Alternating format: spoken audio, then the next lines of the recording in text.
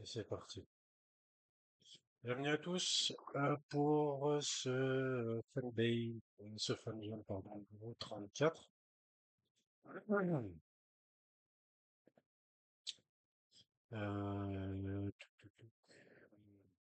voilà. Donc, salut Black Wolf, Kija, le Sicilien, Julien et Yanda aussi, bienvenue à vous. Je pense que ça sera assez rapide ce soir parce qu'il n'y a pas eu, il y a pas eu beaucoup. J'ai failli ne pas en faire d'ailleurs ce soir.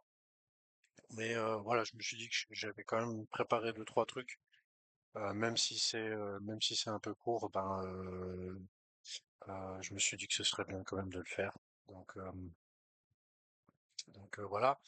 Il y a quelques news, surtout au niveau app, un peu Xborg. On va voir aussi les marchés aussi. J'ai relevé deux, trois trucs au niveau des marchés. Quelques news, une news e-sport avec les Star Ladders de Budapest qui sont en cours en ce moment, et puis une ou deux news gaming. Voilà. Donc comme d'habitude, en premier, je vais juste voir si je suis bon avec l'enregistrement. Oui. Comme d'habitude, en premier avec les rediffs, les rediffs de la semaine, la rediff de la semaine dernière. À chaque fois, vous oubliez pas, hein, je vous mets les liens dans le post que je fais sur X de la rediff. Les liens utiles de Xborg. D'ailleurs, je sais pas, on verra s'il y a Oz qui nous rejoint après, je verrai si on peut toucher un petit mot de ce qui est en train de se passer sur le Discord. Peut-être qu'il y en a certains qui sont dessus. Le Discord qui s'appelait avant Asymétrie. C'était un Discord que Lou avait créé un peu en mode private, où il partageait son sentiment un peu sur le marché et puis ce qu'il faisait en ce moment en termes de trading. Et puis le Discord est en train d'évoluer pour devenir le Discord officiel d'un produit qui a été annoncé au Town Hall la dernière fois. Mais voilà, comme pour l'instant j'ai pas eu d'infos là-dessus, je sais pas si je peux déjà en toucher un mot maintenant ou pas. Donc on verra ça tout à l'heure. Ensuite, les buybacks, donc les derniers, c'est ceux du 1er décembre. Il n'y en a pas eu de nouveaux. À mon avis, je pense qu'il y en aura aujourd'hui ou demain, peut-être. Ça m'étonnerait pas qu'il y en ait des nouveaux. Ensuite, au niveau des applications. Donc au niveau des applications,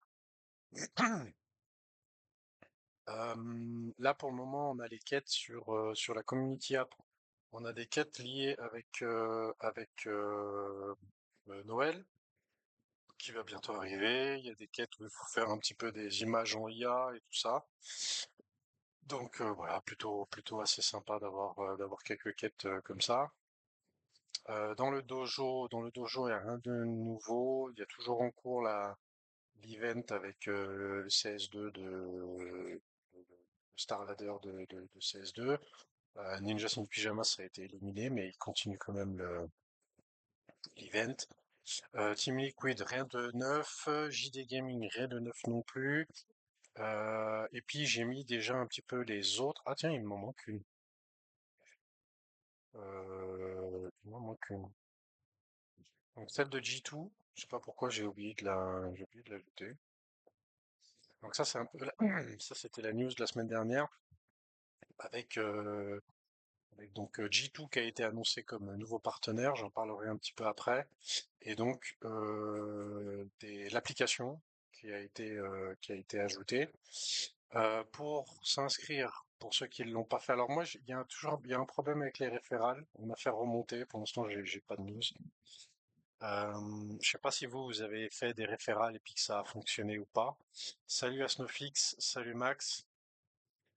Je sais pas si vous avez fait des référals et ils ont fonctionné ou pas, mais moi je sais que j'en ai un sûr et puis il a pas fonctionné. Et puis pour s'inscrire sur la plateforme de G2, sur l'application de G2, c'est obligatoirement par Shopify. Donc c'est G2 qui a décidé ça.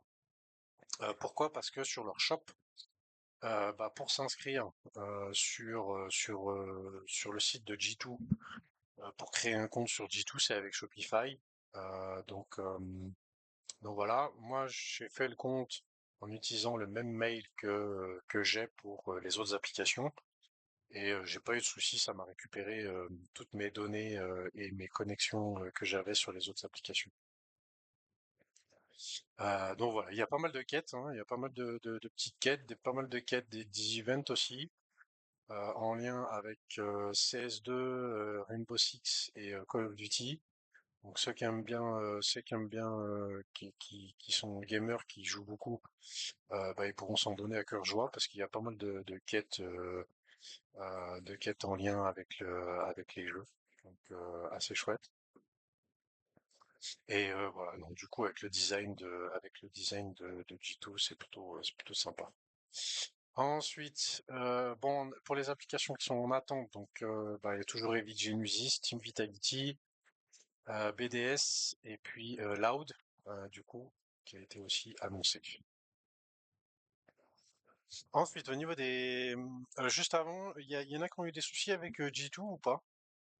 Pas de problème particulier. Peut-être que vous n'êtes pas tous inscrits dessus, je sais pas. Ah, j'ai pas fait moi. T'as pas fait G2, tu t'es pas inscrit encore, c'est ça? C'est ça le lien? Ok. Bah si tu veux t'inscrire, peut-être attends encore un petit peu. Et puis je t'enverrai mon lien peut-être en DM au moment où le souci des référals est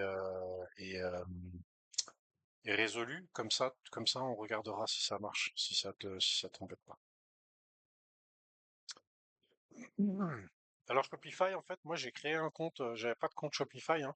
Je l'ai créé en faisant la connexion avec G2, donc en voulant me rejoindre l'application G2, ça m'a automatiquement mis sur le site de G2. J'ai mis créer un compte puisque j'en avais pas, ça m'a pris, franchement, ça m'a pris 10 secondes.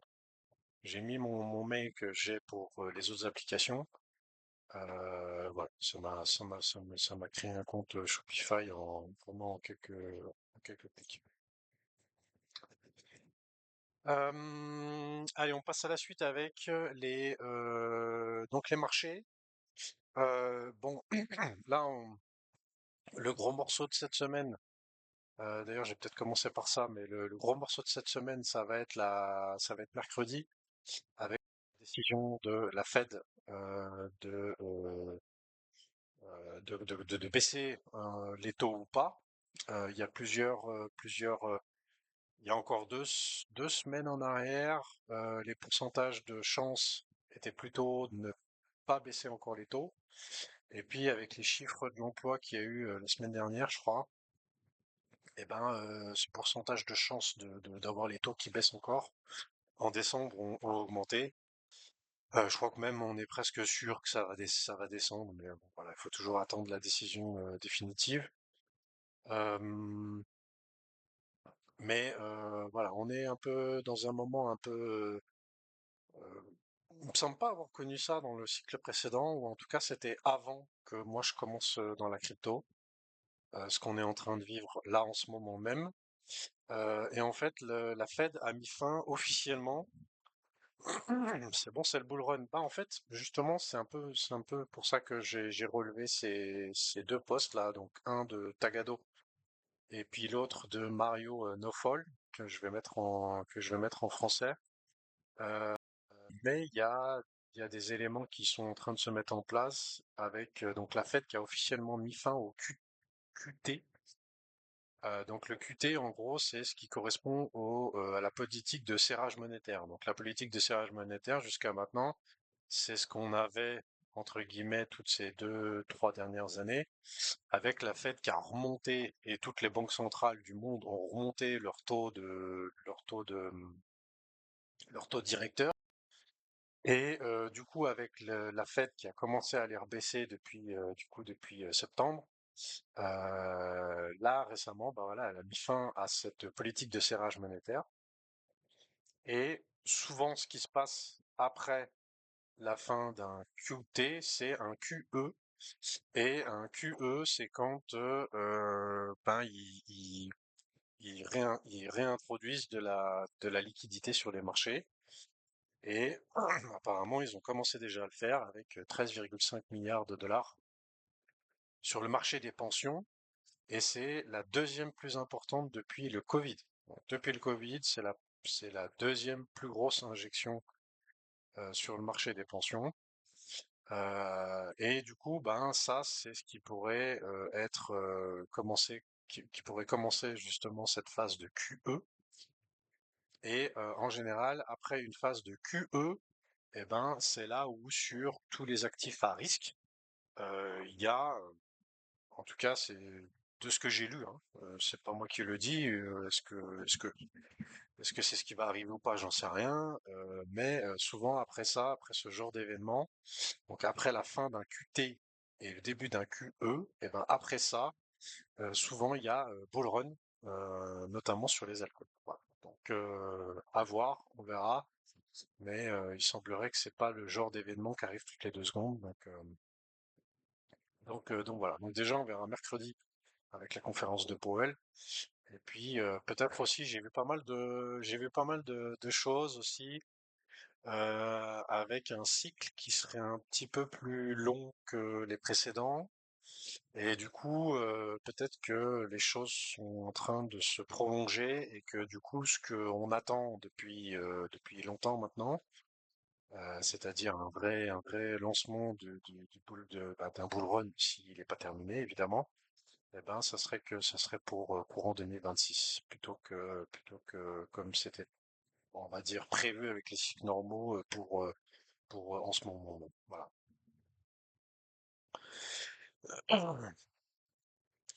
Donc on verra, donc à suivre. Ensuite, pour ce qui nous intéresse toujours, hein, ce que je mets toujours un petit peu en avant, c'est la dominance. Donc la dominance qui stagne un peu en ce moment. Aujourd'hui, on a plutôt une belle bougie rouge. Donc les marchés à peu près un peu dans l'ensemble, dans le vert aujourd'hui. Et puis on a notre XBG, voilà, voilà, qui fait comme le reste, hein, qui stagne. Il y a pas vraiment d'impulsion pour le moment, donc en attente à ce niveau-là. Donc ça, je passe assez rapidement. Les Prometheus, ça descend à 0,18. Je crois que c'est le plus bas qu'on ait jamais eu, 0,18. Pour le chestplate, on est à 390 pôles. Euh, ouais, il a fait un post, mais je parlais plutôt du Discord, plus que du post en lui-même. Mais pour l'instant, comme c'est tout récent, tout nouveau, j'ai pas encore eu le temps de me mettre dessus. Mais puisque tu parles de ça, Nulien, du coup, donc Prop Firm, c'était ce qui avait été annoncé pendant le town hall d'il y a 2 semaines,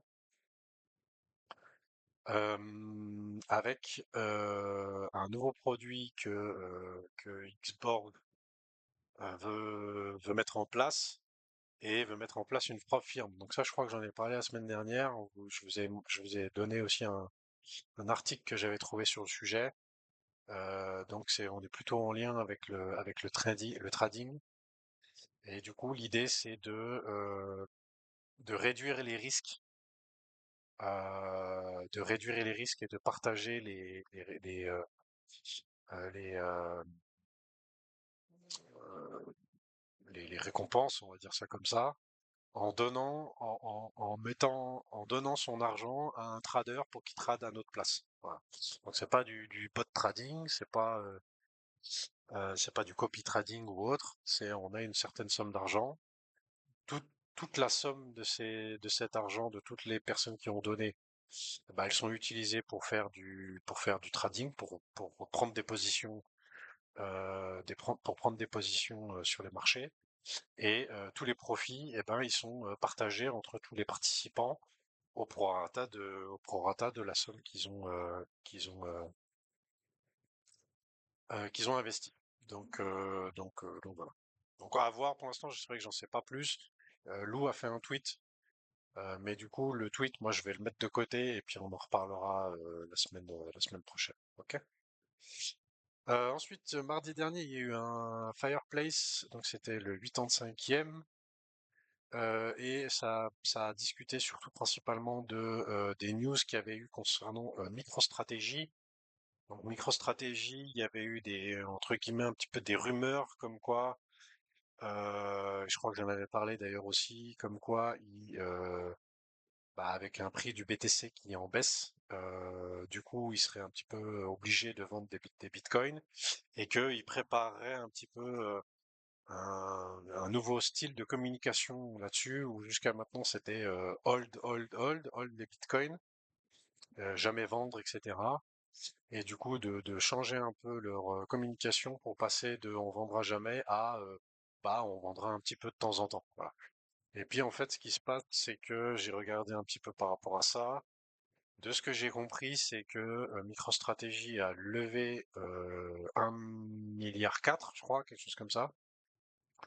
Une partie qui a été, qui va être utilisée pour acheter un peu de Bitcoin, et le reste qui va être conservé pour avoir une réserve en USD, en dollars, et du coup, ce qui permettra d'éviter de vendre des Bitcoins. D'après ce que j'ai compris, la somme qui a été mise de côté en dollars, elle permettra d'être tranquille sur les 3 prochaines années. Voilà.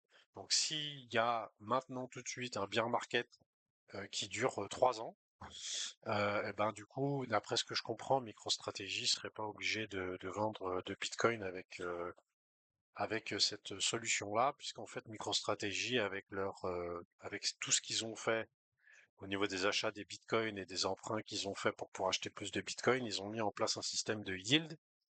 Donc en fait, vous avez un rendement avec tous les gens qui ont prêté de l'argent pour que MicroStrategy puisse acheter du BTC. Bah, du coup, ils ont un rendement là-dessus. Et ce rendement, bah, il est payé en USDC. Donc du coup, il faut il faut de l'USDC, du l'USD, pardon. Du coup, il faut de l'USD pour pouvoir payer ce yield. Et c'est justement cette somme-là qu'ils ont mis de côté pour pouvoir donner le yield pendant les 3 prochaines années. Voilà, si j'ai bien tout compris, mais je pense que je ne me trompe pas trop par rapport à tout ce que j'ai vu. Voilà, donc ça c'était le petit mot pour MicroStratégie. Ensuite, on a eu Lou qui a été invité du Pau la semaine dernière, donc c'était mardi soir. Donc ils sont revenus, c'était plutôt un peu en mode discussion. Donc ils sont revenus un petit peu sur l'intelligence artificielle, sur l'évolution de Xborg au-delà du gaming, et puis sur les buybacks qui continuent. Voilà. Donc ça, c'était mardi dernier. Je vous mettrai ceux qui l'ont pas vu, qui voudraient regarder. Ensuite, je l'ai annoncé tout à l'heure, G2, G2 qui rejoint le partenariat avec Xborg. Donc, ça a été annoncé du coup après Vitality. Pour Loud, c'est vrai que pour l'instant j'en parle, mais il n'y a pas eu de poste officiel encore pour Loud. Mais on sait qu'il y a eu un partenariat. Euh,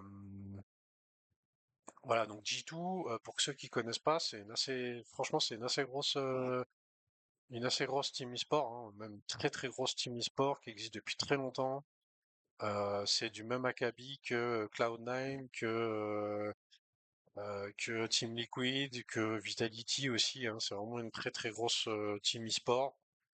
Beaucoup de fans, ils sont sur pas mal de jeux.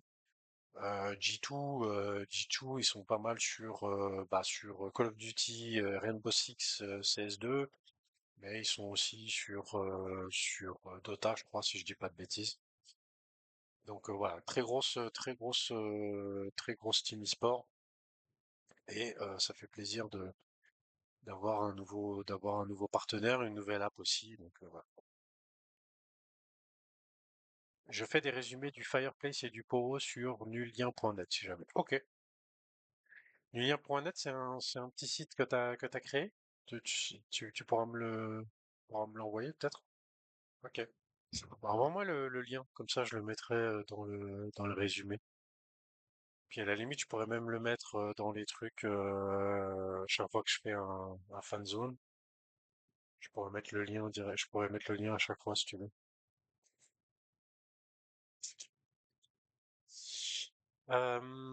Ensuite, ensuite.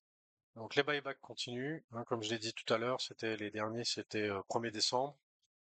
Donc là, pour le moment, on en est à 6 200 000 XBG qui ont été rachetés à un prix moyen de 0, pas de 8 centimes. Donc pour l'instant, il y a 520 000 dollars en gros qui ont été dépensés, sachant que le but c'est d'aller entre 1 à 2. Voilà. Donc potentiellement, on aurait fait la moitié du chemin des buybacks, sachant que là aussi, je répète que il y a des résumés de fanzone. Ok, top. Bah merci Lilian. Pour les buybacks, je reviens aussi là-dessus. Lou avait aussi dit dans le town hall que ce qu'il aimerait, ce qu'il souhaiterait en fonction des revenus que génère, c'est que les buybacks en fait s'arrêtent jamais. Voilà. C'est de faire en sorte que les buybacks continuent bien au-delà de la simple annonce qui a été faite et de se concentrer sur ces 1 à 2 millions. Voilà. Ensuite, on a un post de Xborg qui a été. C'était quand? C'était mercredi dernier. Où là, il parle un petit peu de copilote, d'accord? Alors bon, on en a déjà parlé, mais nous développons un agent IA pour les créateurs de contenu. Copilote simplifiera l'engagement communautaire et permettra d'automatiser les annonces sur les réseaux sociaux, concevoir et planifier le contenu, gérer les messages privés et les commentaires, adapter votre ton de voix. Voilà, bêta privée bientôt disponible. Pour petite parenthèse là-dessus par rapport à Copilote, j'ai appris que normalement je serai dans les personnes qui vont tester le produit. Voilà. Donc je pense que c'est par rapport à l'émission Fanzone et que apparemment j'ai été pas sélectionné, on va dire ça comme ça, mais voilà, je suis dans la liste des personnes qui vont pouvoir essayer ça. Ce qui permettra d'ailleurs, je pense, de voir un petit peu ce que ça va faire en termes d'engagement, s'il y a des gens qui me suivaient pas avant, qui vont me suivre ou pas. Donc, je pense que ça peut être un bon test aussi. Donc, ça peut être assez rigolo. Donc, à voir.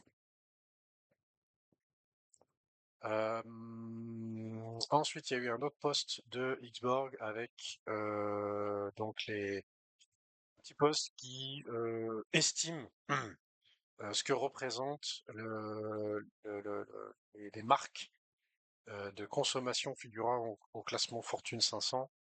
Donc c'est 19 000 milliards de dollars. Donc dans ces entreprises, il y a Coca-Cola, Amazon, Tesla, Visa. Et du coup, toutes ces marques-là, on le sait, elles sont intéressées par offrir des expériences personnalisées à leurs clients, à leurs fans, on va dire ça comme ça. Parce que des fans de Tesla, il y en a, des fans de Coca-Cola, il y en a. Donc voilà, donc ils sont intéressés par ça et du coup bah voilà, fanbase et copilote se placent là-dessus. Notre post qu'on a eu de Xborg avec notre nouvelle approche basée sur l'IA réduit considérablement la charge de travail. Donc voilà, toujours l'idée d'offrir aux gens la possibilité d'être aidés par un agent IA voilà, qui les aide à créer donc contenu et à faire en sorte que les fans soient plus. Ensuite, on a eu un post de Gauthier sur Copilote avec les progrès qui sont en train d'être réalisés. Donc du coup, envoi de messages sur les réseaux sociaux au début d'une diffusion, par exemple, aide à la conception et la planification du contenu, gérer les messages privés, les questions et autres. Voilà. Donc du coup, c'est sympa de voir au fur et à mesure un petit peu l'évolution l'évolution du produit et le travail qui est fait dessus. Voilà pour les. Je vais juste prendre ton lien du coup, Nulien, comme tu me l'as envoyé. Donc nulien.net. Voilà, hop. Une petite parenthèse là-dessus. Donc nulien.net. Infrastructure IA pour des expériences personnalisées. Xborg déverrouille l'IA pour le marché des marques grand public. Po 48. Ok. Donc, tu fais des petits trucs comme ça. Ah, c'est bien. C'est bien fait ça. Donc, dans cet échange, Cyrus reçoit Lou. On peut faire le point sur les marchés. Par contre, on voit pas très bien, on voit pas très bien ce qui est écrit. Faut que tu mettes plus foncé l'écriture là. Je sais pas si c'est mon ordinateur qui fait ça, mais c'est presque transparent l'histoire. Ouais, faut que je change. Ok, ça marche. Résumé généré par IA. Ok. Voilà, c'est top. Bien, bravo, bravo pour ton boulot. Salut Aken. Juste si tu peux enlever ton micro. Ah, bon, c'est parti. Allez, on passe du coup aux news e-sport. Donc là, la semaine dernière, moi j'en avais déjà un petit peu parlé, mais là en ce moment c'est les Star Ladders de Budapest. Donc c'est le deuxième major de l'année de Counter-Strike. Sur le mois de décembre, il y aura encore du PUBG et du Teamfight Tactics, mais bah, là vraiment le gros morceau en ce moment c'est les Star Ladders. Ken qui fout le bordel, ouais. Donc les Star Ladders de Budapest. J'ai regardé un petit peu, hein, j'ai regardé un petit peu quelques matchs. Ça n'a pas été foufou pour le moment. G2 s'est fait éliminer hier, malheureusement.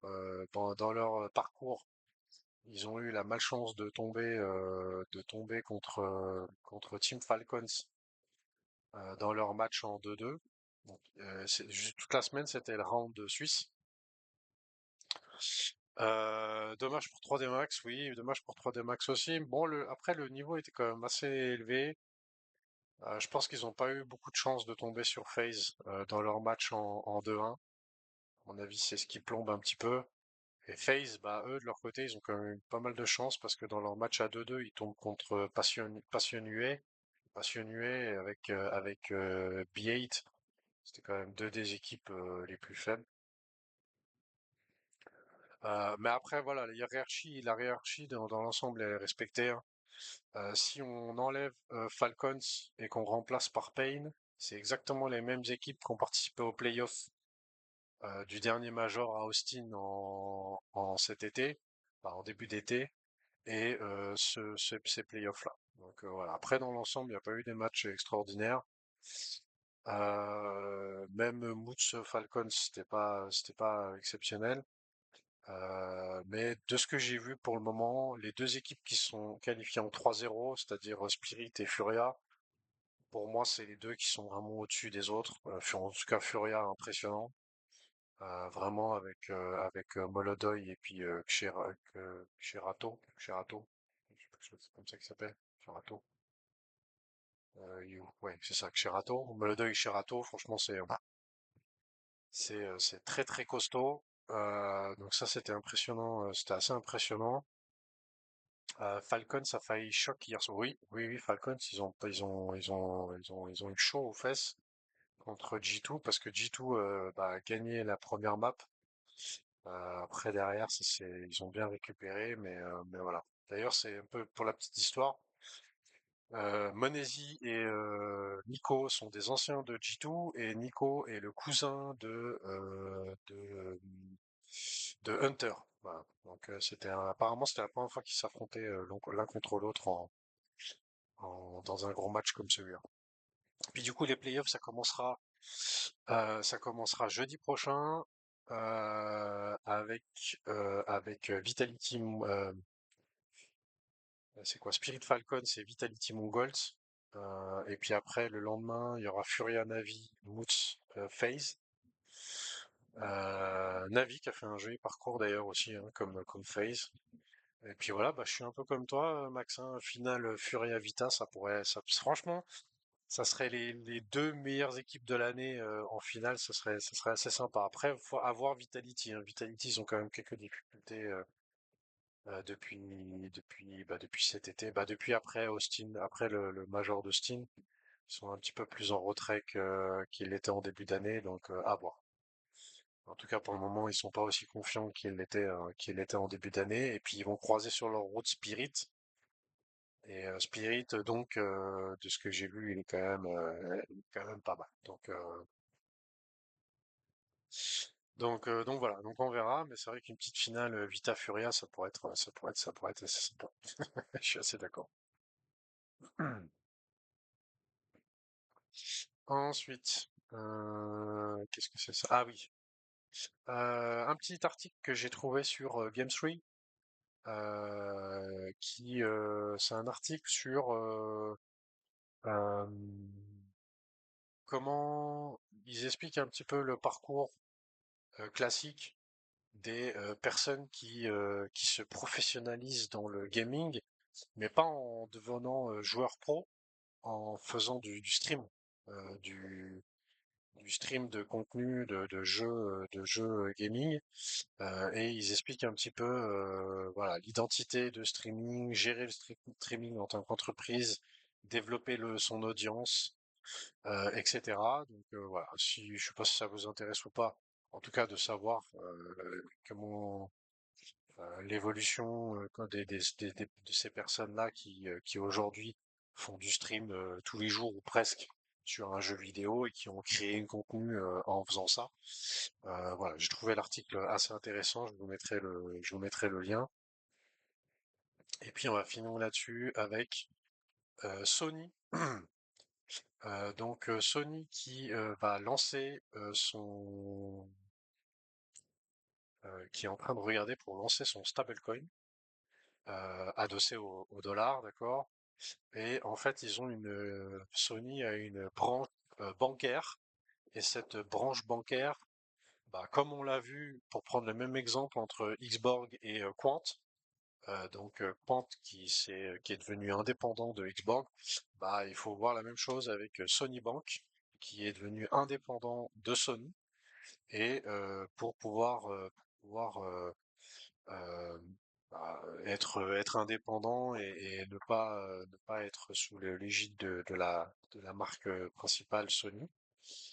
Et du coup, cette news-là, l'importance qu'elle pourrait avoir, c'est que potentiellement ça pourrait ouvrir les paiements en crypto sur la PlayStation notamment, avec Sony.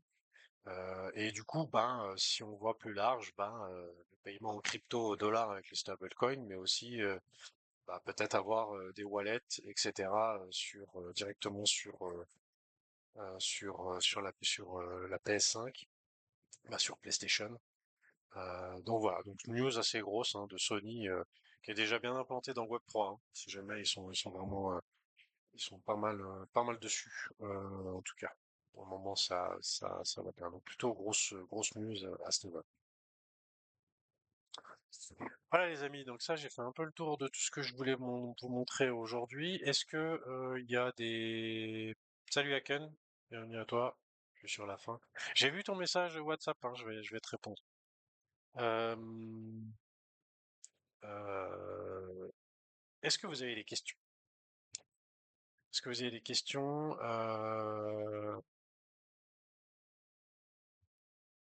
Je pense que ça va être une semaine assez calme encore, en tout cas au niveau de Xbox.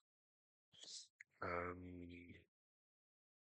mais je pense qu'on se retrouvera là. Je verrai si la semaine prochaine on fait un fan zone ou pas. Je vais regarder. S'il n'y a pas trop de news, je ferai pas. Et puis du coup, on s'en fera un peut-être juste avant les fêtes de Noël.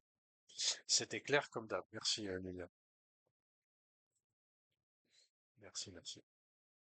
Hop, je vais arrêter le stream là.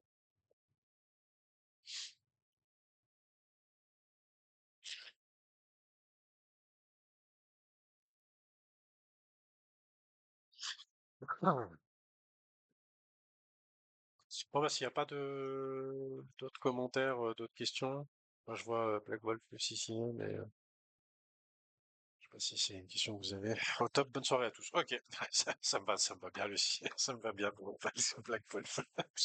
Bonne soirée à tous, du coup. On se laisse là-dessus. Je vous souhaite une bonne soirée, une bonne semaine, et on se retrouve du coup peut-être la semaine prochaine. Je vous dirai un peu à l'avance si, s'il n'y a pas s'il n'y a pas de fin de zone. Allez, des bisous à tous et une bonne soirée. Ciao, ciao.